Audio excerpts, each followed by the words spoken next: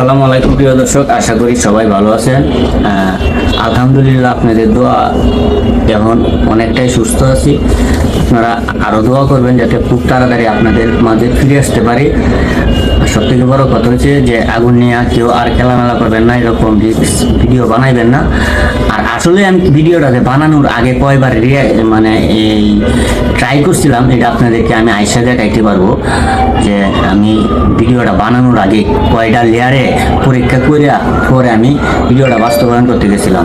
যাই হোক, আপনাদের কাছে একটাই অনুরোধ, আগুন নিয়ে এখন এই মুহূর্তে কেউ আর কোনো ভিডিও বানাইবেন না, ঝুঁকিপূর্ণ কোনো ভিডিও বানাইবেনই না। কারণ যন্ত্রণা কত প্রকার ও কি আমি বুঝতে পারতেছি। সবাই দোয়া করবেন। আসসালামু আলাইকুম, সবাই ভালো থাকবেন। যাক আলামিন ভাই, আপনি আপনার ভুল বুঝতে পারছেন, তার জন্য আপনাকে ধন্যবাদ। এই বাংলাদেশে সবাই আপনার জন্য দোয়া করছিল, আমি নিজেও দোয়া করছিলাম ভাই।